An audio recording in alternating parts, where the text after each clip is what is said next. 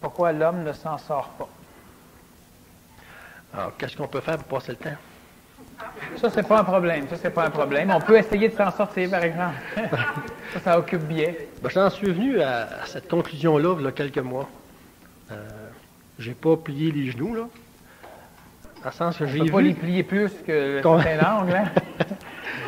Dans le sens que j'ai vu que je m'en sortais pas. Puis, seulement depuis quelques mois? Depuis quelques mois seulement. Écoute, tu aurais dû écouter tes amis. Puis, c'est cette prise de conscience-là... Tu as jeté à terre. Je suis à terre complètement. Ça n'a pas fait mal? Bon, non, encore. Quand on est pauvre. Ouais. Mais effectivement, l'homme ne peut pas s'en sortir. Alors, ce qui est intéressant, c'est de constater la quantité de stratégies que l'humain va utiliser pour essayer de s'en sortir.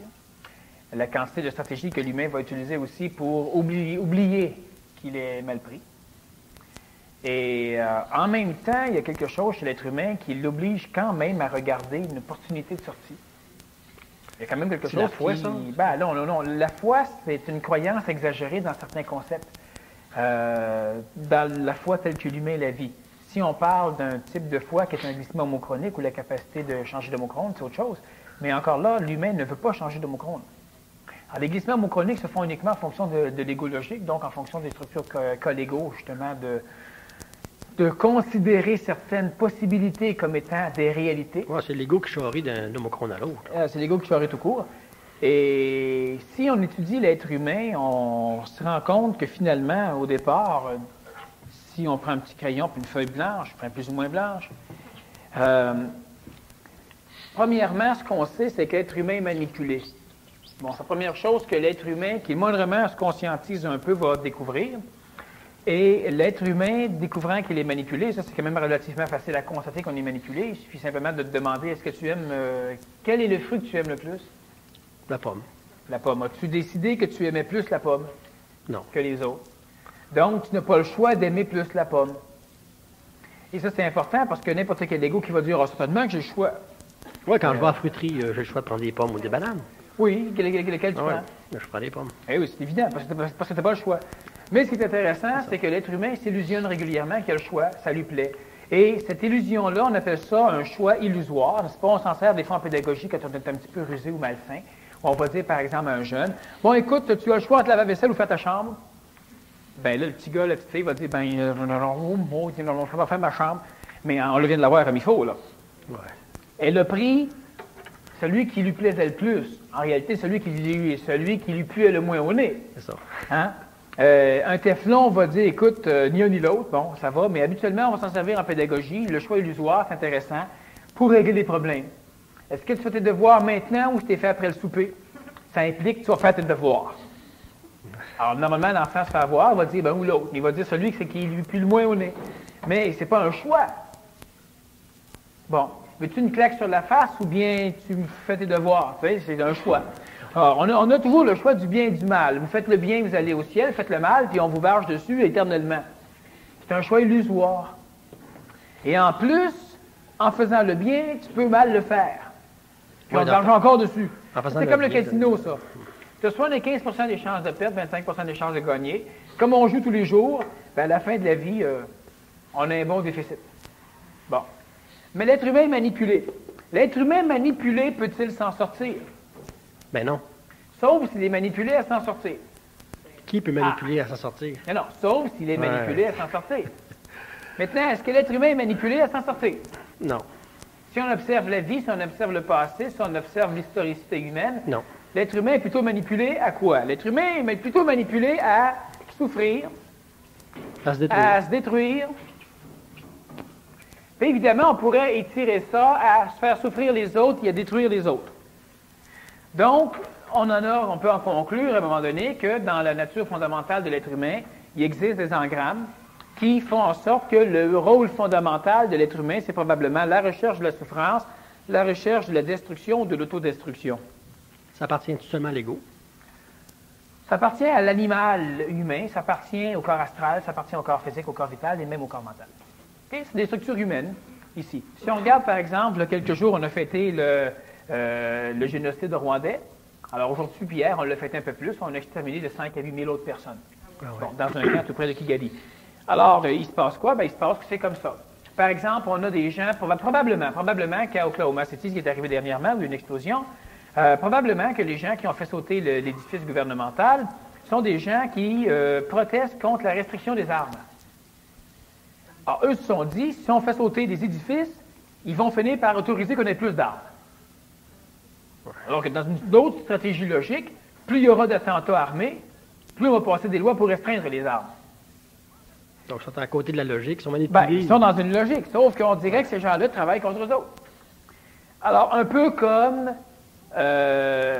comment convertir des gens à ta religion? Ben, en bûchant dessus.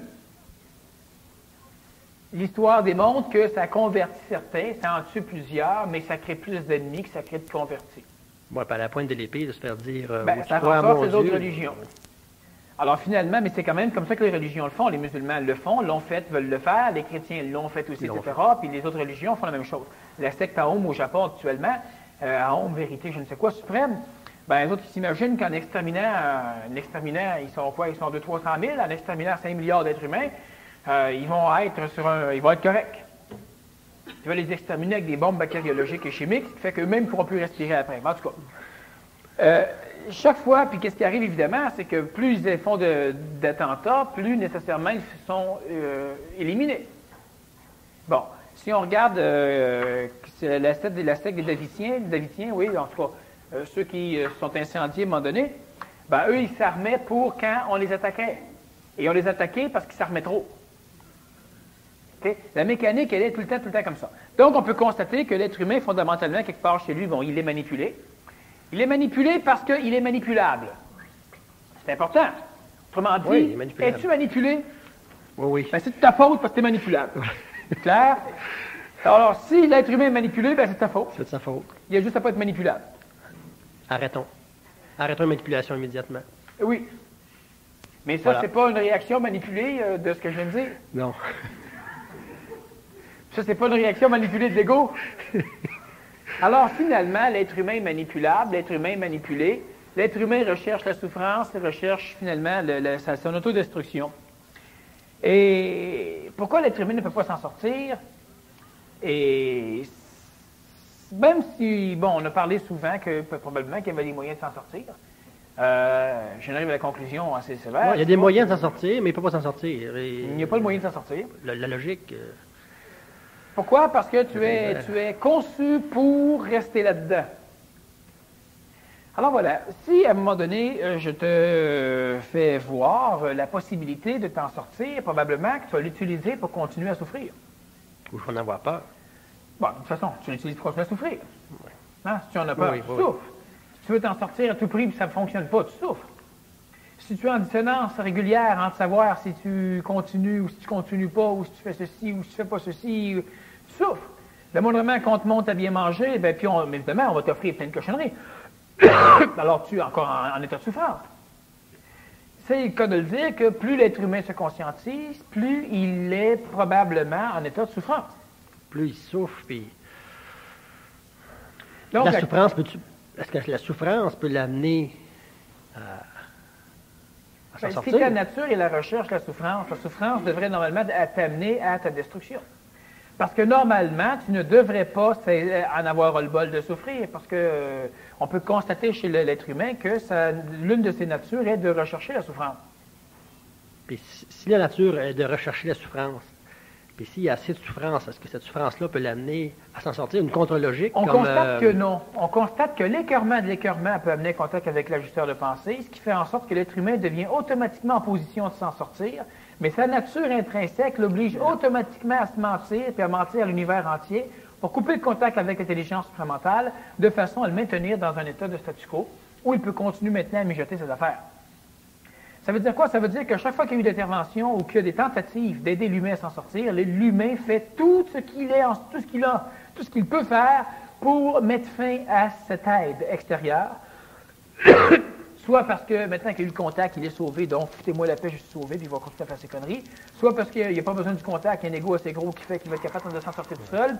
Soit pour n'importe quelle raison. Une chose est certaine, c'est qu'on constate que chaque fois que l'être humain prend conscience de quelque chose, donc chaque fois que l'être humain devient en état probable de pouvoir s'en sortir, Il fait tout ce qui est en son possible pour pour démolir cette possibilité-là et pour retourner dans un état de recherche de la souffrance et de la destruction. On le constate. Oui, on le constate. Okay. Lui, il ne sait pas. Ben, il ne sait pas, non. Sa démarche reste une démarche. Le moindrement que les gens conscientisés le savent, automatiquement, ils restent en contact et peuvent s'en sortir. Et sauf que la nature humaine, toi, tel que tu es conçu, tu n'es pas conçu au départ pour t'en sortir. Ton rôle premier n'est pas de t'en sortir, ton rôle premier est de recevoir quelqu'un qui, lui, va s'en sortir. Mais recevoir quelqu'un qui va s'en sortir. Qu'est-ce que tu veux dire par là? C'est ça. Je veux dire par là qu'il y a des véhicules planétaires ici qui sont un corps physique, on va dire le tien, un corps physique, un corps vital, un corps astral et un corps mental. Oui. Tout ceci a un rôle fondamental. Il semble que ce soit être manipulable. De cette façon-là, on peut le maintenir en vie, on peut l'envoyer vivre des expériences, on peut le forger, on peut le former. Donc, il doit être manipulable. Première chose, c'est que c'est un véhicule programmable. Oui. Donc, on peut le reprogrammer. Génétiquement, on peut le reprogrammer, on peut le déprogrammer. On mélange deux logiciels ensemble, un homme et une femme, ça crée un enfant qui est différent, qui tient des autres. Il y a une programmation physique, génétique, oui, programmation vitale, astrale et mentale. L'astrale, la réincarnation et l'éducation. Mentale, même chose, réincarnation, éducation. Et il y a toujours un peu d'incidence physique par la génétique là-dedans. Deuxième chose, ton véhicule planétaire, il est conçu pour rechercher la souffrance et l'autodestruction. On le constate. Pour garantir qu'il ne s'autodétruira pas, il y a nécessairement le fait de ne pas créer. La reproduction fait en sorte que par réincarnation, toi tu meurs, les enfants vont vivre. Et ce qui est important, c'est que l'humanité vive, pas toi. Ça, on le sait clairement, c'est pas vous qui êtes important au niveau des yeux du cosmos ou de ce qu'on voudra, c'est l'ensemble de la race, c'est-à-dire une partie de la race. Si possible, le meilleur dans la race, mais pas trop. Et ce qui est intéressant, c'est que j'ai déjà expliqué que les divinités, les dieux régulièrement, avant, ils essayaient d'éliminer ce qu'il y avait de plus évolué dans la race. Donc, on offrait aux dieux les enfants les plus beaux, les plus purs, etc., comme on offrait aussi les plus beaux animaux ou encore les plus beaux légumes ou fruits. Éliminer ce qui est le plus parfait, parce que le plus parfait engendre une problématique majeure, et c'est de ça qu'on va parler un peu aujourd'hui. La pureté d'une personne ou d'un peuple, d'une race, dont ce qui est le plus l'élite, l'intelligence à l'intérieur de l'être humain, ça, normalement, ça doit être détruit. Génétiquement, on va essayer de créer des torts là-dedans, ici, au niveau des naissances. Sinon, au niveau d'éducation, on va essayer d'anéantir ces choses-là ici. Alors, l'éducation religieuse, l'éducation sociale, etc. Par exemple, à l'école, actuellement, mais ça, quelles que soient les sociétés, on fonctionne toujours comme ça. C'est-à-dire qu'ici, on va s'occuper des gens qui sont un petit peu là-dedans ici. Ceux qui sont vraiment pas bons, le système les perd complètement. Ceux qui sont vraiment trop bons, le système les perd aussi. Ce qu'on veut, c'est s'occuper de la moyenne. La moyenne. OK? Le système d'éducation est simplement structuré là-dessus. Et qu'il soit religieux, qu'il soit de n'importe quoi. Pourquoi? Parce que ceux ici ne peuvent pas suivre et ça nuit autant que ceux ici qui ne peuvent pas suivre non plus parce qu'ils sont trop rapides, trop vite, trop intelligents. Oui, puis l'histoire nous dit que si tous ceux qui ont essayé de garder une élite planétaire se sont détruits, soit les aristocraties ou oui, le problème de la foutue planète, c'est que la planète est totalement anti-être humain. C'est original.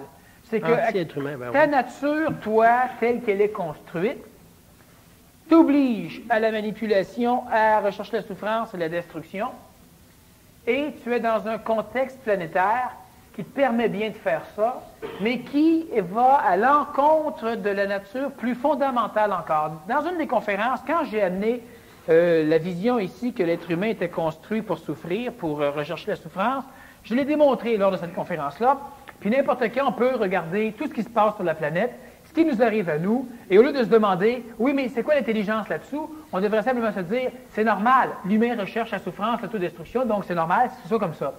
Et on se rend compte qu'effectivement, ça explique tout le comportement animal-humain, à tous les niveaux. Si on demande à des gens de se recycler pour améliorer leur sort, ils ne veulent pas. La réticence est majeure, ça va critiquer, bon.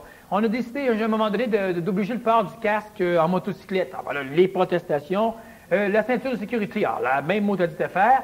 Mais quand on l'a maintenant exigé en arrière, pas eu trop de problèmes. Parce qu'en arrière, normalement, c'est les enfants. Puis les petits morveux n'ont rien à dire. Fait que ça n'a pas été un gros problème. Mais quand c'était en avant, c'était les adultes. Alors là, ça allait vraiment mal. Pourtant, ça va protéger la vie. Les gens disaient, écoutez, c'est ma vie. Moi, au gouvernement, ce que je dirais, oui, c'est vrai, c'est votre vie. Faites ce que vous voulez avec. Puis quand vous avez des problèmes de santé à cause de vous, torchez-vous, ayez des assurances, puis convainquez-les de payer pour vous. Mais là, le système social ne paie pas. Tu as eu un accident au volant, tu étais chaud, mange la marde, il te manque 2 bras, je m'en fous. Tu vas mourir, meurs. C'est ta vie. Mais si par contre tu veux appliquer ce que notre société peut te donner, quand tu te casses la gueule parce que l'épée te rentré dedans, nous, on va s'occuper de toi. On va te donner les meilleures orthèses, les meilleures prothèses, on va s'occuper au maximum. L'autre à côté, on s'en fout, c'est sa vie.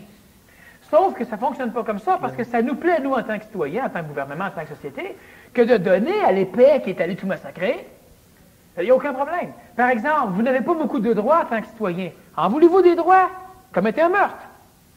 Et là, vous allez avoir plein de droits. Mais tant que vous êtes les citoyens ordinaires, vous n'avez pas beaucoup de droits. Un voleur rentre chez vous, il se casse la gueule dans l'escalier, vous poursuivez, il va gagner. Vous êtes mieux d'être bien assuré. Et c'est un fait. Oui. Vous avez un chien qui n'est pas en laisse, le chien saute sur la personne, le voleur peut poursuivre. Et vous allez perdre. Et vous faites un piège chez vous, c'est illégal. Il faudra démontrer que le piège n'a pas été fait dans le but d'attraper quelqu'un. Et c'est un fait. Parce que nul ne peut se faire justice soi-même. Le voleur a plus de droits. Et nous, on s'est renseigné auprès de policiers, auprès de détectives, etc., auprès d'avocats. Ouais. Puis effectivement,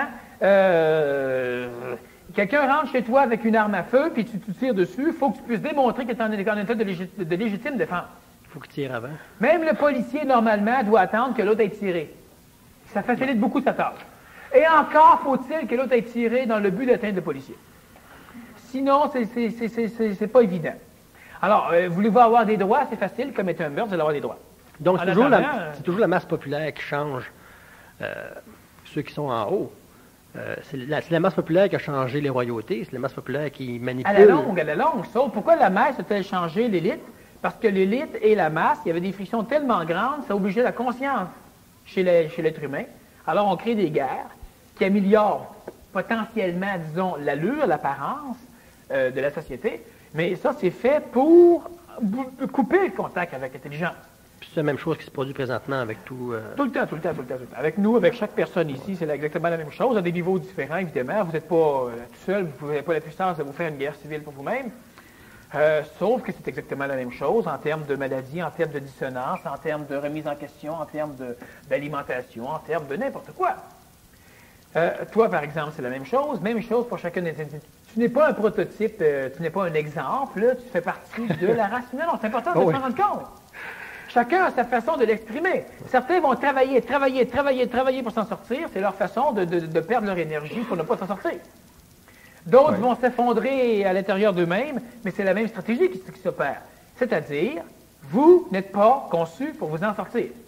De ce fait, à un moment donné, toi, si tu arrives sur le mur ici, tu vas glisser par là. L'autre qui arrive sur un coin va peut-être se couper en deux ou partir sur une autre direction. Mais une chose certaine, vous n'êtes pas conçu pour traverser les murs. Alors, un autre va s'aplatir dedans simplement. Un autre va arrêter, va méditer pendant le reste de l'éternité devant. On va voir plusieurs choses. Mais toutes ces choses-là expriment une seule chose. Incapacité pour l'homme de traverser le mur. Alors, on peut constater que, quel que soit le style de vie de l'être humain, il y a une incapacité de s'en sortir. Et quelle que soit l'expression humaine qui est véhiculée à travers les religions, à travers les concepts, à travers les modes des sociétés, les guerres, les souffrances, les sauvetages, c'est la même chose. Maintenant, j'ai dit à un moment donné qu'ici, probablement, que j'avais atteint le fond. Et je me suis rendu compte qu'il y avait un fond en dessous, un sous-sol. Il y a une croûte collée quelque part. Vois-tu, étant donné que pour moi, ça, c'est clair et net, à un moment donné, c'est évident qu'il arrive des choses. Je me suis posé des questions. Et ça explique pourquoi l'homme ne peut pas s'en sortir à un moment donné. C'est très simple.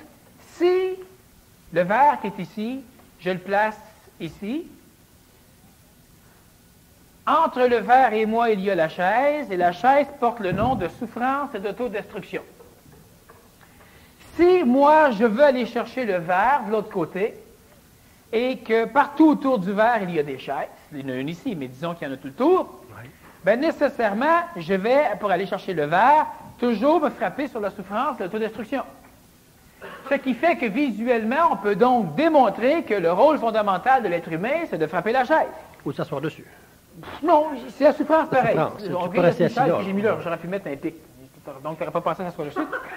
OK? Ce que je veux dire simplement, c'est qu'autour de mon verre, il y a quelque chose qui implique la souffrance. De ce fait, si tu as fondamentalement un besoin, une obligation, une programmation très sous-jacente, très inconsciente, d'aller chercher le verre, quel que soit le degré de souffrance ou de malheur ou d'autodestruction, chaque fois que tu vas revenir à un moment donné, mais tu vas retourner encore prendre le verre, ça va encore te faire mal. Tu vas encore retourner prendre le verre. Donc, si j'observe l'être humain, je peux dire, et son but fondamental, c'est souffrir, aller vers la chaise. Sauf que si on est capable de percer la souffrance, la destruction de l'humain, peut-être que là, on va commencer à entrevoir le verre. Ce qui va amener une autre chose, c'est que le but fondamental de l'être humain, c'est peut-être le verre. Et pour atteindre le verre, il part par la souffrance, il n'a pas le choix. C'est la constitution du chronotope.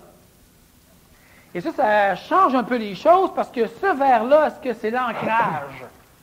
L'ancrage du chronotope? Oui, si par exemple on pense que l'ancrage, c'est la souffrance, eh bien, on pourrait essayer de travailler pour vivre une vie dans laquelle on ne souffre plus. Sauf que quand on essaie de vivre une vie dans laquelle on ne souffre plus, on se rend compte que pour ne pas souffrir, bien, ça nous fait souffrir. Ça nous fait souffrir plus. Donc, finalement, c'est impossible. Ou bien, c'est pas ça qu'on doit travailler. C'est le verre. Cesse d'aller chercher le verre, tu ne passes plus par la souffrance et l'autodestruction. Cesse d'aller chercher le verre. Si ta programmation fondamentale, ici on dit le verre, il faudra voir si on peut mettre un mot sur cette obligation-là, ce besoin. Si ton besoin c'est le verre, bien nécessairement, chaque fois que tu te diriges vers le verre, tu ne peux pas l'atteindre le verre, et tu frappes toujours la maudite chaise qui représente la destruction, qui représente la souffrance. Okay. D'où l'idée, chaque fois que je regarde un humain agir dans sa vie, il se dirige toujours vers la souffrance ou l'autodestruction. Donc, le rôle fondamental de l'être humain, sa nature, c'est la recherche de la souffrance.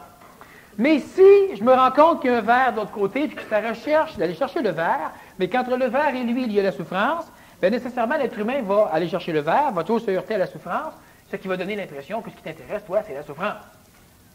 Mais je me suis rendu compte que c'est l'humain, finalement, c'est pas la souffrance. Par contre, il est prêt à supporter la souffrance dans sa quête du verre. Il est prêt à mourir dans sa quête du verre. Et moi, ce qui arrive, c'est que si je peux te reprogrammer différemment pour que tu cesses d'aller chercher le verre, automatiquement, tu quittes la souffrance. Autrement dit, il y a quelque chose ici qu'on appelle un besoin fondamental, archétypal, de nature, qui est même cosmogonique. Et autour de ça ici, il y a une barrière majeure qui, justement, t'amène à souffrir. Et si tu pénètres un peu plus loin, elle va carrément te détruire. Si on est capable de vérifier ici, absolument, il faut passer par là pour s'en sortir, ça sera une chose. Si c'est pas par là qu'il faut passer, mais c'est sur un autre point qui ne fait pas partie de cette enceinte, donc probablement que tu n'as pas besoin de souffrir. Peut-être auras-tu besoin d'autre chose, on verra s'il n'y a pas une autre enceinte, là. Mais présentement, il n'y en a pas. Et si on est capable de faire en sorte que subitement tu diriges vers là plutôt que vers là, autrement dit, si tu as un attrait majeur pour le verre, la preuve, vous êtes prêts, tout le monde, à perdre vos dents, à perdre votre corps, à perdre vos amis, à perdre votre vie. Vous êtes prêts à tout perdre. Tout pour y aller. Alors, la lumière de ça est puissante en maudit.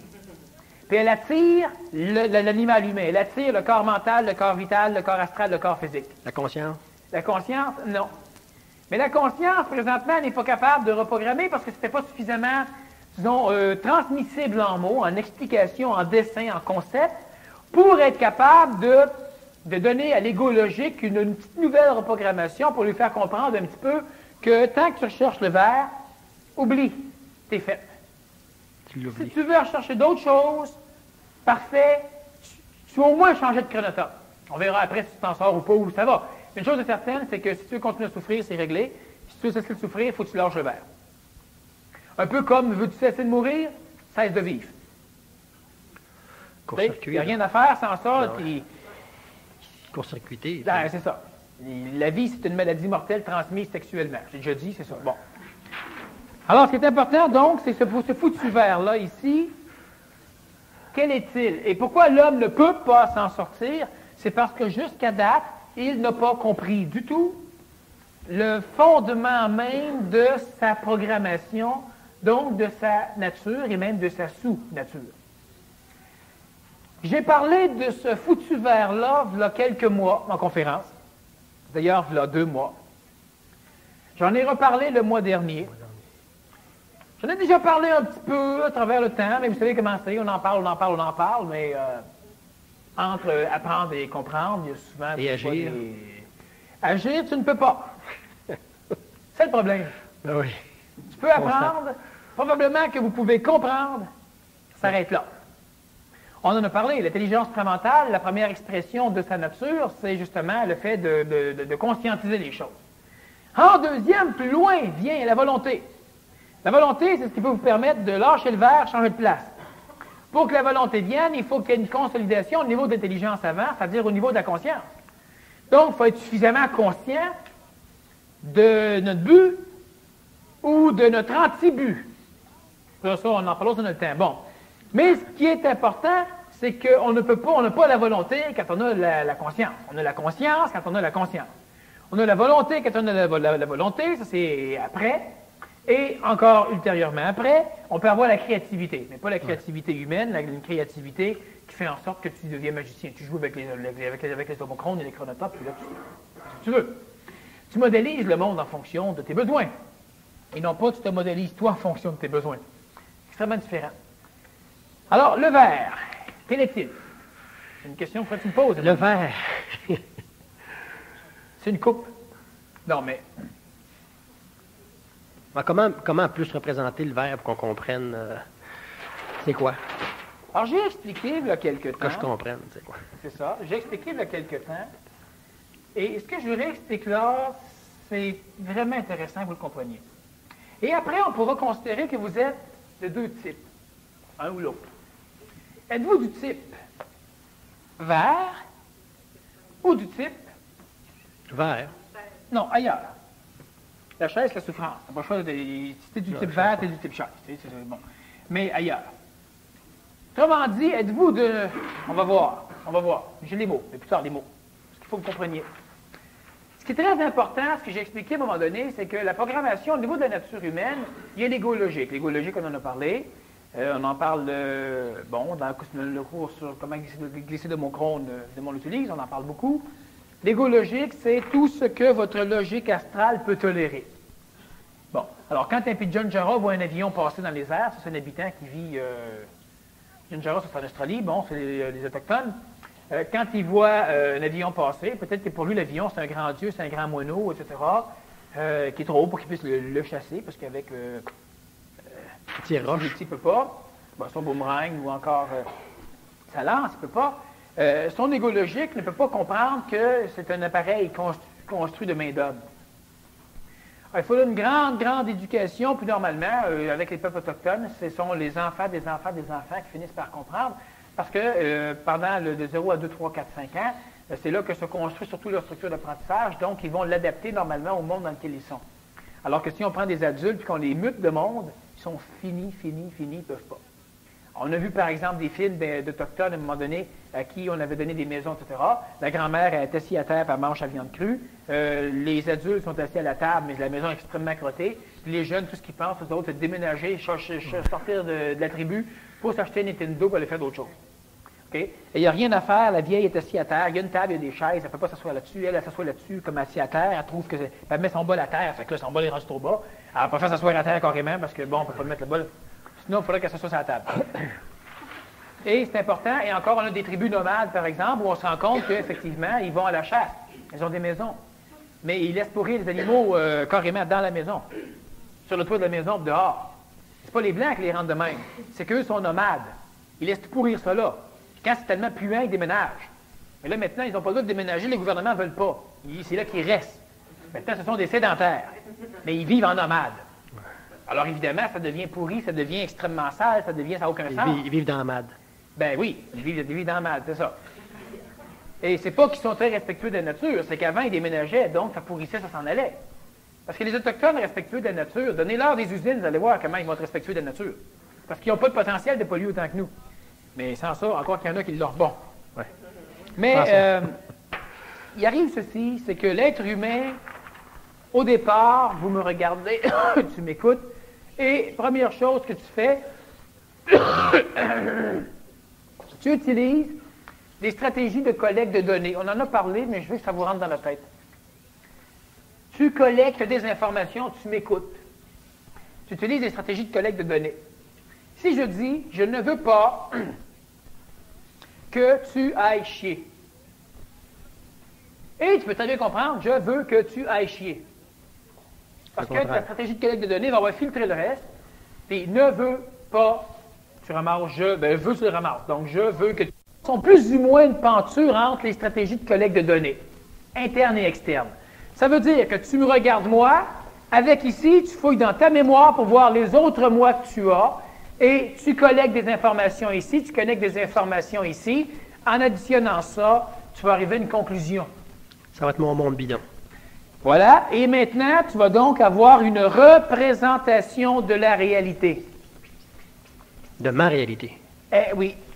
Bon, ce que je veux que vous compreniez, c'est que tout ce que l'être humain perçoit, tout ce que vous savez, tout ce que vous dites, tout ce que pourquoi vous êtes prêt à vous, tout ce pour vous, pourquoi oui, vous êtes prêt à vous battre, tout ce que vous voulez anéantir, tout ce que vous voulez aimer, adopter, c'est basé sur votre représentation de la réalité. Le moindrement qu'on modifie vos données, vous allez changer d'idée. Le moindrement qu'on modifie votre traitement, vos stratégies de traitement de l'information, vous allez changer d'idée. Alors, c'est simple. Je t'entre dans une secte. Alors, qu'est-ce que je vais te faire? Te faire répéter les mêmes affaires.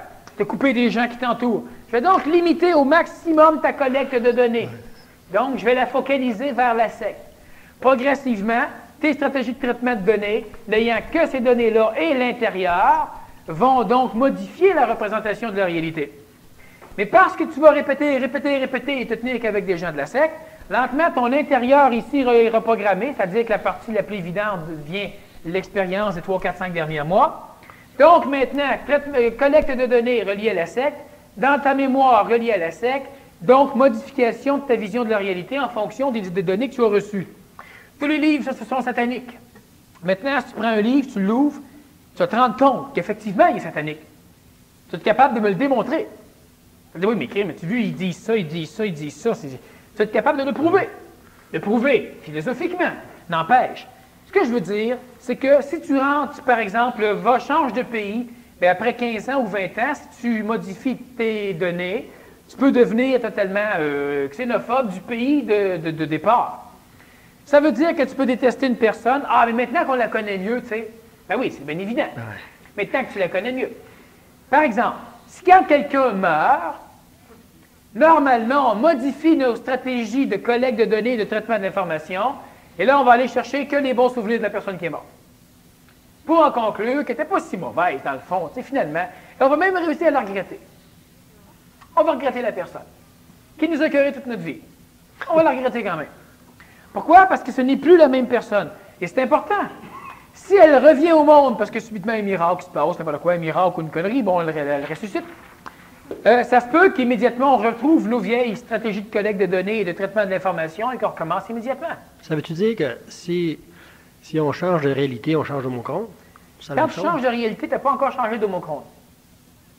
Mais tu es sur la voie en maudit de changer de mot-compte. Il va te rester maintenant une étape pour changer de mot-compte qui, normalement, va être basée sur les stratégies de résolution de problèmes. Quand je parle de stratégie de résolution de problèmes, ça veut dire tout ce qui peut être amené pour diminuer l'écart entre ce que tu perçois ici et ta collecte de données. OK? Ça veut dire que toi, tu te trouves trop gros, collecte de données par ici. Ta représentation de la réalité, par exemple, ça va être mélangé avec les collectes ici, ça peut être les désirs, ça peut être, etc., peut faire en sorte que toi, tu te vois trop plus gros que ce que tu aimerais ici. Il y a une dissonance entre les deux, on pourra en reparler à un moment donné. Tu vas aller à la résolution de problèmes pour diminuer l'écart, c'est-à-dire pour maigrir, par exemple. Sauf que si dans ta représentation de la réalité, il n'y a aucune place pour l'amélioration, c'est-à-dire que tu es convaincu par la collecte de données que tu ne peux rien faire, et tu es convaincu par la collecte interne, ça fait 25 fois que tu essaies, ça ne sert à rien. Alors ici, dans ta représentation de la réalité, il n'y a plus rien à faire. ce qui fait qu'à partir de là, tu n'utilises plus aucune stratégie de résolution de problème pour te faire maigrir. À partir de là, on pourra dire que tu as abandonné. Et toi, tu pourras dire, non, c'est parce que je sais qu'il n'y a rien à faire. Ah, maintenant, je m'aime comme je suis. Ah, mais ce que tu voudras. Oui. Mais tu ne peux plus avancer ou modifier tant que là-dedans, dans la représentation de ta réalité, il n'y a pas de la place. OK? Alors, l'espoir, qu'est-ce que c'est l'espoir? Quel que soit l'espoir, c'est une place pour la résolution de problème. Donc, l'espoir est mauditement utile pour sauver un être humain. Parce que ça le maintient en état de résolution de problème, même si ce n'est pas comment résoudre.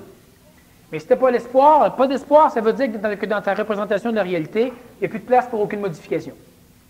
Okay? Il n'y a pas de place pour l'amélioration, il n'y a plus de place pour la résolution de problème. Donc, normalement, tu n'utilises absolument plus ce qui est ici. Fini. Ça peut t'amener au suicide, ça peut t'amener dans les ordres, ça peut t'amener une bête d'affaires. Ça dépend des êtres humains, ça dépend des collectes de données. Ce qui est important, c'est que toute la vie que vous venez, tout ce que vous voyez, c'est une représentation de la réalité. C'est-à-dire que c'est de l'illusion, on le sait. Maintenant, pour l'être humain, une illusion qui est individuelle reste de la réalité. Pourquoi? Parce que c'est exactement à partir de cette représentation de la réalité que vous vivez. Mais le moindrement qu'on essaie d'avoir des représentations collectives, on rentre dans l'illusion parce que nos résolutions de problèmes, nos traitements de l'information ne sont pas ajustés à la représentation de la réalité collective. Donc là, on devra dépendre des autres pour avancer. Autrement dit, si je vais au restaurant avec une représentation collective du restaurant, je ne peux rien commander tant que tu n'as pas commandé et tant qu'on n'a pas discuté de ce qu'on commandait. Qu'est-ce que tu manges? Du spaghetti. Pas encore du spaghetti. C'est parce que j'en veux pas de spaghetti. Moi, j'en veux pas de spaghetti, fait que je t'écœurerais que tu en prennes. Je te crois pas. Ben parce que moi, j'aurais voulu que tu prennes ce que je veux prendre.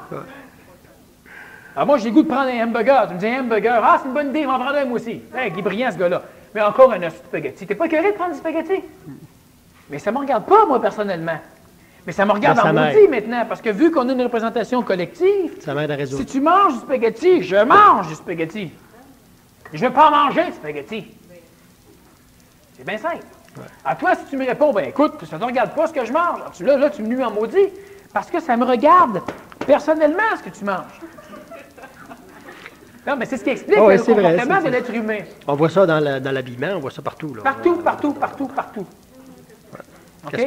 Maintenant, plus tu vas être collectif, évidemment, plus tu es en dissonance, moins tu sais, et moins tu es efficace pour régler le problème.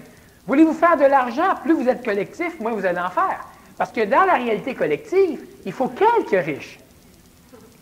Ah, ils sont déjà là. Mais dans la réalité individuelle, s'il n'y a plus de place, il y en a un qui va sauter. Tu sais, il va prendre sa place. Tu peux bouger les choses dans une réalité collective. Imaginez que vous êtes 4000 dans une compagnie, puis les 4000, vous voulez être boss. Bien, évidemment, ça ne fonctionne pas. Ça ne fonctionne pas. Des boss, une coopérative. Ah, même là, coopérative, ils sont pas plus boss. Écoute, ils sont plus à perdre de l'argent. Mais m'échappe. Ils sont plus à perdre de l'argent, c'est tout. Avec les boss, ils perdaient de l'argent. Tout le monde perd de l'argent. OK? C'est prouvé. Il se passe quoi? Il se passe que si on étudie l'être humain, j'en ai parlé aussi à un moment donné, je vous ai expliqué que les premiers sens développés par l'être humain, ou les sens les plus performants, sont l'œil. L'œil permet à l'animal de voir loin. L'ego est intimement relié à l'œil. On a déjà vu ça aussi dans certains cours, pour ceux qui n'ont pas suivi. L'ego est tellement relié à l'œil qu'il ne peut pas s'introspecter, c'est-à-dire fouiller l'intérieur de lui, sans détourner la vision. Alors, parce que mon ego voit par mes yeux, en plus de mon corps vital, mon corps mental et mon corps physique, qui a besoin aussi de mes yeux, pour ne pas me frapper, entre autres, de moindrement que j'ai à introspecter, normalement, la personne va fermer les yeux, c'est-à-dire couper les informations oculaires. Les oreilles étant tellement moins connectées au corps physique, au cerveau et à l'astral, ça peut aller. C'est sûr que si tu me chutais les oreilles pendant même si je ferme les yeux, je ne pourrais pas arriver à comprendre, à méditer. Donc, à penser, à réfléchir, à m'introspecter. Dans le mode courant, c'est-à-dire en pleine dynamique, parce que nous ne voulons pas fermer les yeux quand nous parlons à quelqu'un, surtout un inconnu, normalement, nous allons pousser les yeux de travers, c'est-à-dire que j'ai le focus sur la personne. Si elle me pose une question, pour aller fouiller en dedans, je vais donc devoir décaler mon œil hors focus, donc je vois flou. Pendant que je vois flou, j'ai moins d'informations et je m'introspecte. Quand je retrouve la réponse, je reviens vers ma personne. Mais ça démontre une chose. Pourquoi ne fermez-vous pas les yeux? Plutôt que de décaler, ou si vous devez surveiller, devenir flou, hors focus encore, reprendre le focus, revenir hors focus. Si on ne peut pas bouger les yeux. Probablement parce que vous avez peur. Oui, c'est la peur de se faire attaquer, c'est la peur de l'autre. Oui. Tout le temps. Maintenant, pourquoi l'animal a-t-il développé? Donc, au départ, nos véhicules physiques sont des véhicules animaux. Pourquoi l'œil? Parce que l'œil peut voir plus loin, à 300 000 km à la seconde, l'œil peut voir plus vite. Mais l'œil peut voir plus vite quoi? Si on retourne à l'époque des hommes des cavernes, si on regarde les animaux, qu'est-ce que l'homme doit voir plus vite? Le dinosaure qui s'en vient. Le dinosaure qui s'en vient. Il n'y a pas beaucoup de dinosaures à l'époque de l'homme, mais quand même, ça reste dans la représentation de la réalité. Disons, le Smilodon, l'ours des cavernes. Bon, avec des grosses dents, en tout cas. Oui, c'est ça. Le Dinotherium, des choses comme ça. Ça veut dire que l'homme, l'animal, a développé le sens de l'œil, de la vision, parce qu'il permettait de voir plus vite et plus loin. Et en plus, l'œil retient beaucoup plus d'informations que l'oreille, le nez, le goût ou le toucher.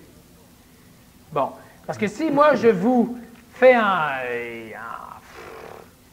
entendre énormément de bruit, par exemple, vous êtes 15 personnes dans une salle, en même temps, vous allez tous dire votre nom. Il y a des chances que l'oreille ait retenu deux, trois noms.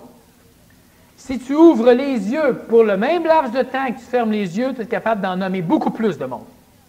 OK? La partie cérébrale qui décode ce que l'œil amène décode beaucoup plus de choses que l'oreille. Puis si en plus tu avais à sentir l'odeur des gens, tu en tiendrais peut-être un, encore. Puis leur goûter, ça sera encore moins pire. Puis toucher, tu n'auras même pas le temps. Parce que pour toucher, il faut que tu touches pendant une demi-heure de temps pour arriver à décoder les gens. À l'œil, c'est immédiat. Donc la théorie du visuel et de l'auditif, c'est... Au niveau mémoriel, c'est intéressant. Rapport. Sauf que c'est pas tout à fait... Oui, c'est correct. Au niveau mémoriel, c'est intéressant, mais pas au niveau des sens. L'auditif est nécessairement défavorisé en termes de survie. Parce que l'œil capte plus de choses. Au niveau mémoriel, c'est intéressant, mais c'est un autre facteur. Okay. Donc, premièrement, tu as peur. L'œil se développe rapidement parce qu'encore une fois, tu as peur du Dinotherium, tu as peur du Smilodon, des cavernes, tu as peur, bon, peut-être aussi des autres hommes des cavernes. Carrément, à l'époque, tu as peur de l'homme, parce que les hommes n'avaient pas peur de la femme, tu sais, parce qu'à l'époque, c'était... Bon, OK. La femme a peur ça de va. l'homme. Les hommes aussi avaient peur des hommes. Monsieur, la casserole n'était pas inventée pour la faute non plus, fait que l'homme était encore libre. Bon. OK. Maintenant, ce qu'on constate, c'est que tous les autres sens sont développés, c'est intéressant. Mais il arrive ceci. Il arrive simplement que si on étudie l'humain, je vais vous sauter quelques détails, on se rend compte que le rôle fondamental, le petit ver ici, semble porter un nom. Et ce nom-là semble s'appeler la vie. OK? Semble s'appeler la vie, le ver. Pour vivre, l'humain doit souffrir. Pour rechercher la vie, l'humain doit souffrir. Maintenant, il faut comprendre que l'animal humain est quadruplement constitué. Physique, vital, astral, mental. Donc, il y a une survie mentale qui est essentielle. Hein? Il y a une vie astrale qui est essentielle, vitale et physique. Bon. Maintenant, ça veut dire que, êtes-vous prêt à faire la guerre? C'est pour défendre votre corps, oui. Êtes-vous prêt à faire la guerre? Bien, c'est pour défendre vos idées, oui. Moi, je suis toujours prêt à faire la guerre. OK? Puis là, évidemment, il y a des fois, tu ne seras pas prêt, là, mais si on regarde, il y a des gens qui disent « Ah non, moi non, moi non, moi non. » S'ils se font accrocher, tu vas voir qu'ils vont être prêts à faire certaines choses. Peut-être pas à faire la guerre. D'autres vont être prêts plutôt à se putonner, à se laisser violer, à vendre leurs amis. Mais on en revient à la même chose. C'est que tout ce que tu vas faire, c'est pour, si possible, rester en vie. OK? Oui. Maintenant, ce qui est intéressant, c'est que ça, c'est le ver. Mais la vie, on a une idée. Si je parle uniquement de vie, ça fait partie un peu du corps physique. Parce que pour l'être humain, c'est surtout le corps physique qui vit. Oui, s'il n'y a pas de corps physique qui ne vit pas. Donc, on va essayer de trouver un autre mot pour désigner le ver qui inclut la vie, des quatre corps, finalement, et pas uniquement d'un seul corps. Et probablement qu'on va parler ici de stabilité. Un contexte stable est un contexte qui, normalement, préserve la vie. Normalement. OK? Ça veut dire quoi? Ça veut dire que dans une forêt harmonieuse, les chevreuils et les loups, même s'ils meurent de temps en temps, s'il y a une stabilité au niveau de la quantité de chevreuils et de loups, on a la garantie planétaire qu'il n'y aura pas d'extermination des chevreuils ou des loups. Alors qu'à un moment donné, s'il y a trop de loups, danger pour les chevreuils, puis s'il y a trop de chevreuils, probablement danger pour les loups à un moment donné, parce que s'il est rendu qu'il y a à peu près juste des chevreuils, bien, les loups ne pourront même plus vivre, puis les chevreuils en gang tout seul, ça peut être dangereux, mais en groupe, on bien plus. Donc, on parle de stabilité. Ça veut dire que, normalement, on devrait s'attendre à ce que l'animal recherche au départ, pour garantir sa survie, de la stabilité. Mais l'homme ne peut pas en avoir de stabilité, parce qu'il y a juste toujours, toujours son extérieur à lui. Oui, mais est-ce qu'il recherche ça? Si l'homme recherche la stabilité... L'expression psychologique de la stabilité, on parle de stabilité physique. Par exemple, il n'y a pas d'ouragan.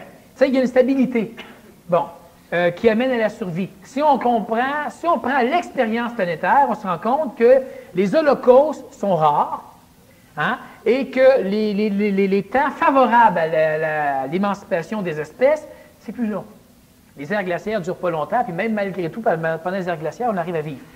Ce qui est intéressant, c'est que l'être humain, l'animal, la plante, le végétal, etc., recherche finalement des cadres stables. Si on regarde la faune, si on regarde la flore, par exemple, dans les habitats, il faut que ce soit stable. Le moindrement que tu déstabilises, ça meurt. Ou ça change. OK, tu n'as pas le choix. Oui, un feu va changer. OK, oui, un feu change. Là, ou encore, tu coupes l'Amazonie, bien, à un moment donné, écoute, il n'y aura plus rien. Il va y avoir d'autres choses. Dans la mer morte, par exemple, c'est plein de vie là-dedans. Mais il ne va pas, change pas cette place. Bon, dans les déserts, il y a énormément de vie. Pour un désert, pour ce que nous, on pense qu'il n'y a rien. Il y a énormément de vie. Il y a de l'eau, il y a des plantes, il y a des animaux, il y a plein de choses. Bon. La stabilité peut porter l'autre nom. La sécurité. Oui. OK? Alors, finalement, le vert peut très bien porter le nom de sécurité. Toi, ce que tu recherches en priorité, de par ta nature d'animal planétaire, c'est la survie de tes corps. En réalité, la survie de ton espèce. Bon, une espèce de survie. Oui. Mais étant donné que tu t'émancipes, toi, tu deviens un petit peu plus individuel quelque part à un moment donné, ça va être surtout ta survie que tu vas rechercher. Mais, quelle est votre survie? Survie du corps physique, vital, astral, mental. Est-ce que tu peux aller jusqu'à te donner la mort pour survivre? J'ai déjà pensé. Donc, c'est bon. Ouais. Mais il y a énormément d'animaux qui vont aller jusqu'à mourir pour vivre. Okay? Ce qu'il faut comprendre, c'est que même le corps physique, par exemple, en état de choc hypovolémique, tout le monde sait c'est quoi un choc hypovolémique. Ben oui. Bon, c'est un choc, c'est une agression assez forte du corps physique parce qu'à un moment donné, vous manquez de sang. Bon. Il y a des sécrétions d'un paquet d'hormones, en l'occurrence l'adrénaline, pour parler que d'elle. L'adrénaline, elle a un avantage marqué, c'est qu'elle contracte les vaisseaux périphériques, ce qui fait qu'on va avoir un corps assez blanc, pour diminuer la circulation sanguine dans les membres, entre autres, pour en donner plus au cœur, aux poumons et au cerveau. Mais après un laps de temps, l'adrénaline rend les vaisseaux perméables au sang. Donc, cette tentative ultime pour faire survivre le corps va être aussi ce qui va l'amener à mourir. Pour faire vivre le cerveau. Pour survivre, à un moment donné, tu meurs. Parce que quand les vaisseaux commencent à être perméables, le sang filtre. Puis là, tu peux carrément. Puis là, tu as une double hémorragie. Là, par où ça sortait, puis carrément à travers le corps au complet. Maintenant, l'hémorragie est massive. C'est-à-dire qu'on devra te donner des médicaments pour essayer de contrer ça ou te raniner au plus sacrant. Mais tout le corps meurt pour faire survivre le cerveau. C'est-à-dire que le cerveau va mourir, c'est-à-dire que ce qui est amené pour te faire survivre, c'est aussi ce qui va te tuer. Exemple, la panique, la peur donne des ailes. Oui, à la condition qu'il n'y ait pas de falaise. Hein? Toi, tu es sur le bord d'une falaise, il y a une peur massive qui arrive, un animal ou un tyrannosaure qui veut t'attaquer, probablement que tu vas virer de bord, partir à la course. Très stratégique, mais vu qu'il y a une falaise, tu vas te tuer. Tu peux courir jusqu'à temps que tu claques et tu meurs. Tu comprends? Tu meurs pareil. Ça veut dire que l'être humain, l'animal, peut facilement mourir pour vivre. C'est-à-dire, et là, parlez-moi pas d'intelligence, d'accord? Dans l'animal humain, il n'y en a pas d'intelligence. Bon, alors, on laisse faire l'intelligence présentement, on regarde la mécanique. Bon. Alors, ce qu'il faut comprendre, c'est que pour maintenir la survie, ça se peut que régulièrement tu en meurs. Mais là, il faut comprendre, sécurité égale stabilité. Stabilité est un plus grand processus de garantie de la vie. Ça peut commencer régulièrement à mourir. Comment ça, régulièrement à mourir? Faut te poser la question complète, parce que là... Je m'en rappelle plus. Je ne m'aurise pas ce que je dis, moi, là. La collecte des données n'est pas bonne. Il se ramasse régulièrement à mourir. Ouais. Amener l'être humain, bon, l'être humain qui se suicide, c'est un être humain qui, justement, veut vivre. Il va se tuer pour vivre. Un bandit, par exemple, qui va faire un vol, ou les gens qui sont dans la guerre, ou il y a tellement d'exemples. Celui qui, par exemple, fait de la course automobile, aller jusqu'à en mourir, ou ceux qui sont toujours en train de relever des défis. OK, c'est ça ma C'est question. la vie qu'ils recherchent. Ouais. Prêt à mourir. Aller à l'ultime, l'alpinisme... Ah, absolument. Ça, c'est un gars, ça, alpiniste. Alpiniste. Oui, c'est un... En tout cas. Oui, c'est vrai. Il est mort à un moment donné, puis sur sa tombe, c'était écrit « Né en poussant une craque, mort en cherchant une craque ». Il s'est fait peiner. Ouais. Oui, c'est ça. Mais en tout cas, bon. Ce qui est intéressant... En fait, taisez-vous, sinon je fais éjaculer la salle. Éjaculer la salle. Mais c'est vrai, on fait ça seulement pendant les élections municipales. Bon, c'est correct? Mais c'est un de mes amis qui s'appelait Pierre Syphilis. L'autre, il avait répété « Ah, je suis honoré de vous connaître. » Il n'aurait pas fallu que nous rencontrons. Parfait, la pause est finie. Ce qui est important de comprendre, c'est que si on regarde, on prend ta situation, ta vie.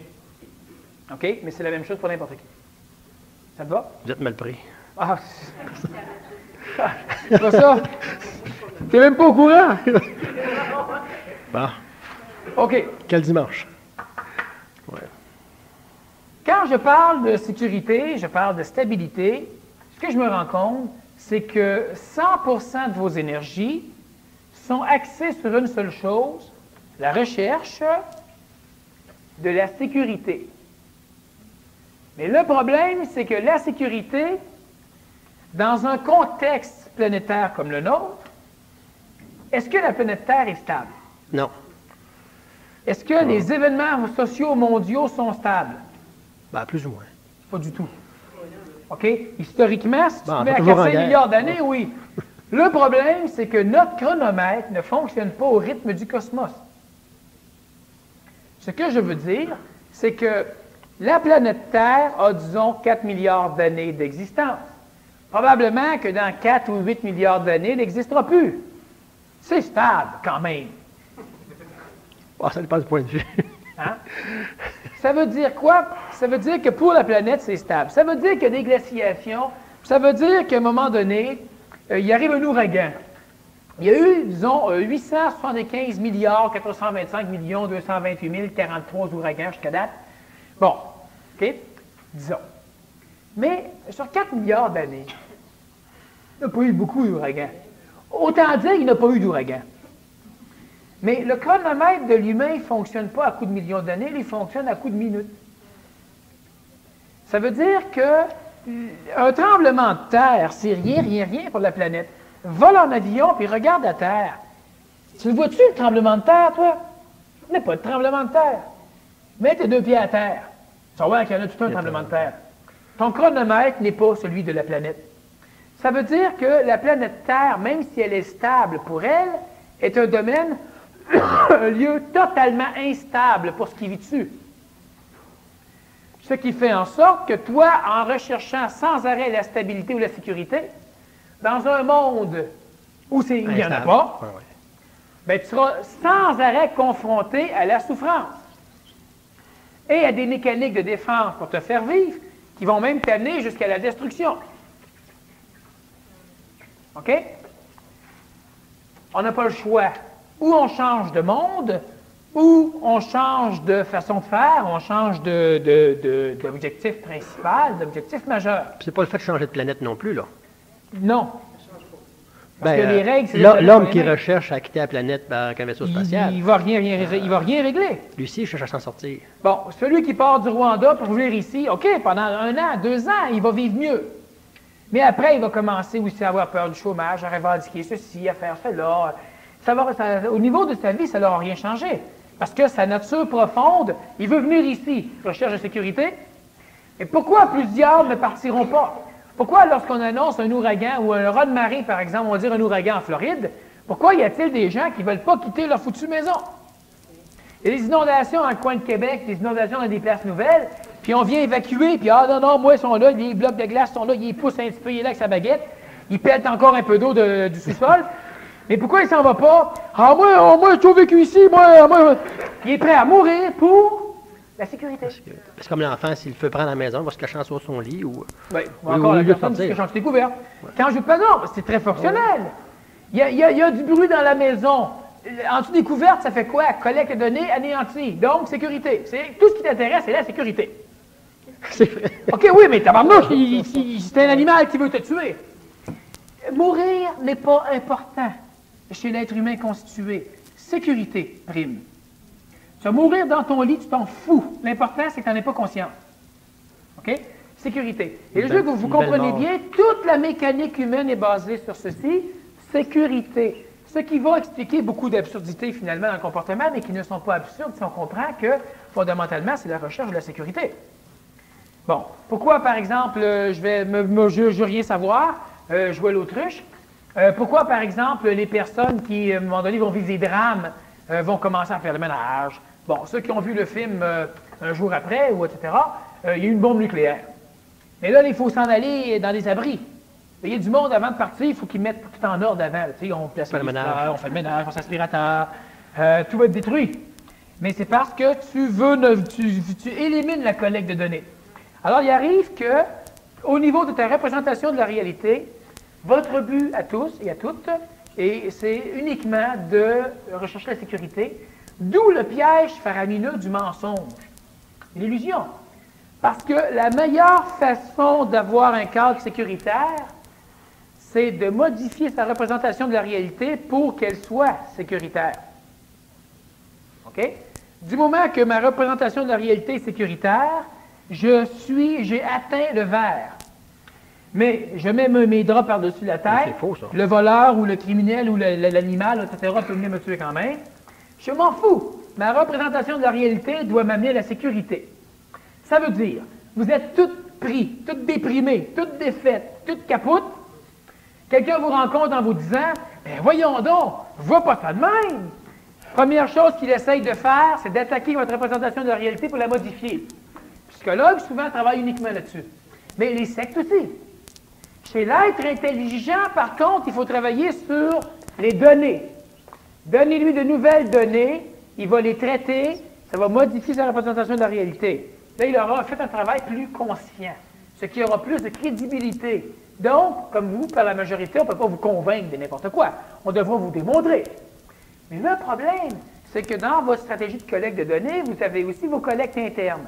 Et vos stratégies de collecte de données ont un seul but, pas vous faire avancer, mais modifier votre représentation de la réalité pour engendrer une vision de la sécurité. Et ça veut dire ceci. On a vu souvent, par exemple, que l'ego est pluriconstitué. Il y a une partie ici qui a exploré la peur, qui connaît bien la peur, et elle aura besoin de se nourrir. Ça veut dire qu'à un moment donné, pour se sécuriser, elle devra aller chercher la peur. OK? Donc, il faudra que tu nourrisses ta peur pour te sentir sécurisé. Si la partie ici, c'est la colère, il faudra de la colère de temps en temps pour te sentir sécurisé. Ça veut dire que, dépendamment de comment l'ego a été constitué en s'en allant à travers la vie, ça va modéliser le cadre de sécurité que tu auras besoin. Ça veut dire, présentement, disons, ça fait combien de temps que tu n'as pas d'emploi stable? 6 ans. Donc, moi, je peux en déduire que tu as présentement suffisamment d'expérience de non-emploi stable pour être sécurisé dans un non-emploi stable. Donc, pour tout faire pour ne pas trouver un emploi stable, parce que l'emploi stable va créer une mécanique, il va te déstabiliser. OK? Priorité, c'est pas l'emploi, c'est de garder ta sécurité. Et c'est important au niveau de l'ego. Quel que soit votre type d'ego, Vous voulez maintenir sa survie comme il est, autant physique, vital, astral, mental. Quand tu crèves de faim physiquement, il faut bien que tu ailles en chercher. Mais du moment que tu en as un petit peu, etc., ça c'est réglé, maintenant c'est l'ego qui prend le dessus. Ce qui fait que, comme tel, tu ne peux plus t'en sortir, c'est réglé. La vie, à un moment donné, ou quelqu'un, mais toi, tu ne peux plus t'en sortir. Alors, on va continuer la deuxième partie, on va voir si ça reste jusqu'à la fin, puis peut-être que non. Les que... ça va faire.